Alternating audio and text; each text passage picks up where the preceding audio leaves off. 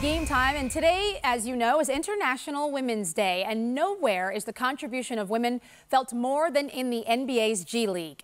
There are more than 75 referees working in the G League, and 20 of those are women. Earlier this season, history was made. For the first time ever, an all-female crew officiated a G League game. Here's an all-access look. I looked at my schedule and saw all three of our names, and I said to myself, it's just another game, right? Not realizing that it had never been done before. First ever all-female officiating crew for an NBA G League ball game. First all-female crew, it's history. It's something that we'll never forget. Have a good game. Yeah. He noted there a little bit of history. Ashley Moyer-Kalish will head up today's crew of Tony Patillo and Claire Aubrey. The G League has provided the best experience with officiating development that I've ever had. Been impressed with the officials that we've seen come through the G League. When Ashley and I came in, that was probably the biggest class of females that got hired into the G League. So, I mean, that right there tells you that they're progressive and that they see officials, not gender. So they want the best people to be on the floor and represent them. How you guys doing? Good?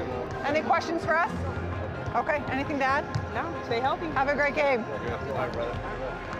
We're blessed that Dee, Violet, even Lauren had to go. Yeah, they've kind of endured some of those trials and tribulations to make it easier for us. And it almost surprised me how accepting both the players and the coaches were. Have a great game. Thank you. Same to you guys. Thanks. Is this history? It is. Congratulations. Thank you. That's awesome. Thank you. Glad we're a part of it. Gotta back up. Gotta give me some room. Good flow, good layoffs. Freedom of movement, stay on it. Yep. Illegal. 37. Illegal screen. You're not legal. You're running beside him. My bad, going down. Very good. Keep it right where it's at. Yep. Keep the communication up. I'm a firm believer that, you know, integrity and fairness knows no gender. I just couldn't be more thankful for the opportunity to be in the G League because how seriously they take this craft. We're here today based on performance, that it doesn't have to be based on the fact that, well, we're going to put three women together just to see what happens. No, we put three women together because we know that they can do the job. The Blue take it from the Spurs, 130-118, your final.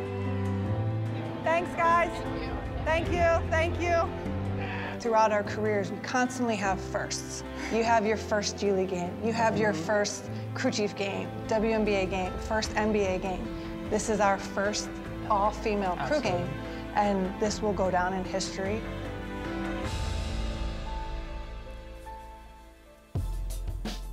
That was tremendous. Look at some notable women who have been a part of the NBA family for a while now. Annie Myers-Drysdale holding that trophy. She's with the Phoenix organization. That is the Suns as well as the Mercury. She's an executive on the Suns side. And then, of course, Michelle Roberts. We all know that, the director of the NBA PA, the Players Association. And then, of course, our good friend Nancy Lieberman. She not only was the head coach of the G League Texas Legends, as you can see, she's wearing that Sacramento basketball shirt. She was an assistant coach for the Kings in the NBA. And she coaches in the Big Three. And she won the Big Three. That's right. Oh, where the That's right. She did win the Big Three. That's a fun league to watch, by the way. Yes, thank you for bringing that up. A lot of women have been involved in the NBA family at all sorts of levels. And I remember when I was coaching in the G League, it was then the D League, the officiating crews, they are under a ton of scrutiny because remember, those guys are fighting literally for their careers down there. They are trying to get to the next level. Every single call, every possession matters. Tremendous job by those ladies. Yeah, and I say this all the time. As an athlete, I don't care if you're a male or a female. I want to know if you can help me be better.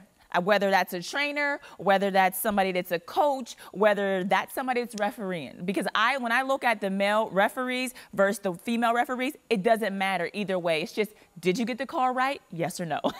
And so I think a lot of times people put so much emphasis on it that watch and consume the game, they don't understand how people that are in it and live it, and that's our careers, we actually view it. Well, and Swen, you know, when I was in the NBA and Decanter, Violet Palmer, they broke down barriers. Yes. And obviously being able to referee in the men's game, obviously they took a lot of scrutiny, but the guys were on them just like they were on another. As it should be. And they did a fantastic job. I just representing women. And like you said, you want the referees and everybody just help you marry as men or women. But I got to ask you this, Swin, how do you want the referees to help you?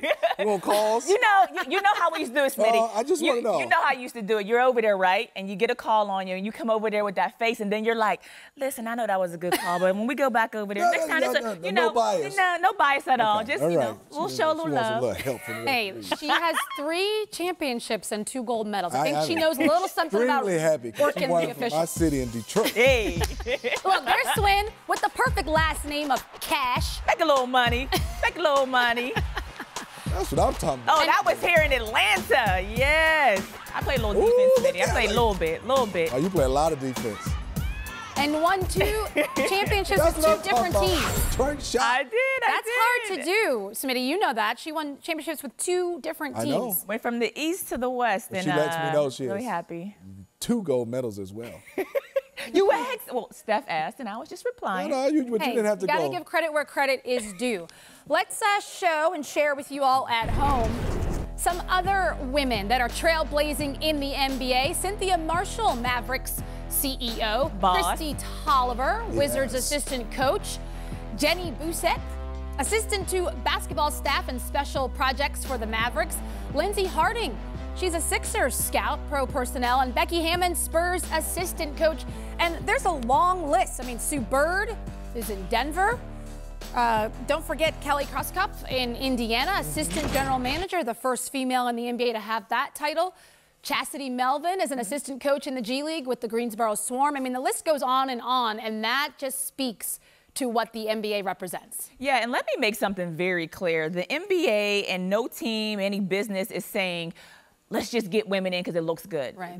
Women come in and they do the job, can do the work. We can talk about sports, we can play sports, we can help in many, many ways, many facets of our game. And what I'm liking is just the door needs to be open for the opportunities. We're not saying come in because you're women. We're saying come in because you're qualified and you can do the job. And that's all you ever really ask for, not only in sports, but also in business. When I'm looking at this question for you and Steph, not if, but when will we see a lady coaching the NBA team, in your opinion? Oh, it's coming. When It's you coming. think? It's coming.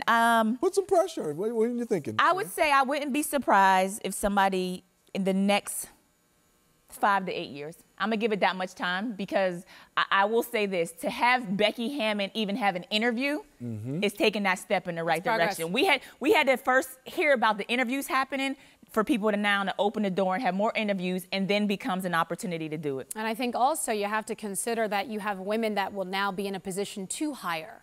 And I think that says a lot because now that opens up the pool of applicants because they've got their own connections that they've accumulated over the years, and some of those will be women. Steph, have you noticed? I stand real close to Steph. When she starts hiring. Smart man.